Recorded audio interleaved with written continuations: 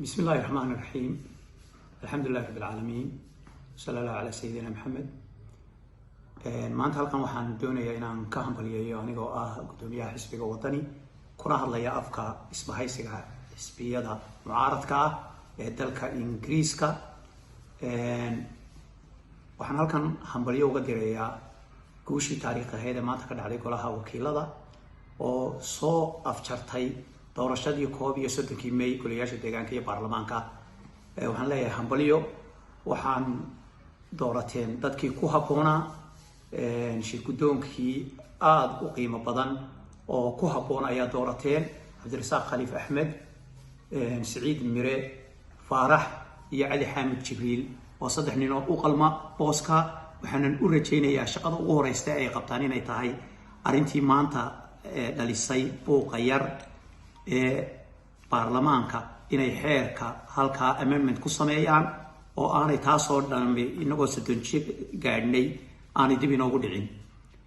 inta haddaan ka gudbo, waxaan doonayaa halkan inaan hambalyo uga diro iyo bogaadin gudoomiyaha golaha guurtida Salmaan Maxamuud Aadan oo maanta arintii yarayd ee soo gashay si odaytinimo iyo waayo aragnimo siyaasadeed u maareeyay.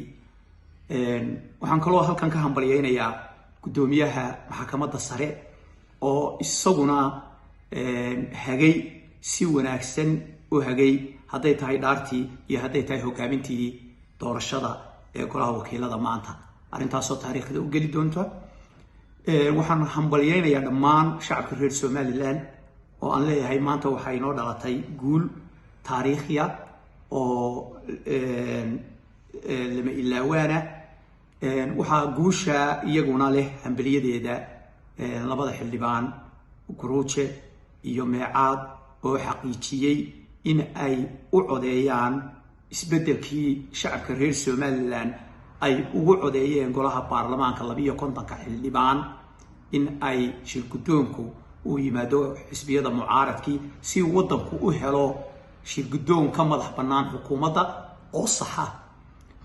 arrintaasoo guul u qarankeena oo isla xisaabtanku wuxuu uu horumarinayaa qaranka Somaliland.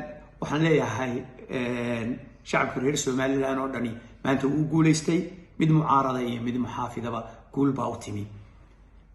waxaan halkan aan isna ka ugu mahadnaqayaa madaxweynaha qaranka oo aqbalay natiijadii doorashada.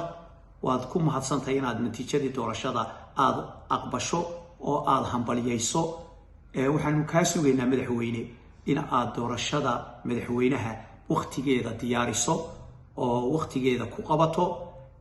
shacabka reer Somaliland maanta way baraarugsan yihiin, dib uma aqbali doonaan insha Allah tacaala muddo kororsi wax la yiraahdo golo kasta. golaha maanta la doortayna ahaatee waayo waxa weeyaan dadku uu koray, siyaasadiisuna way kortay, awoodoodana way ogaadeen inay wax walba ku bedeli karaan.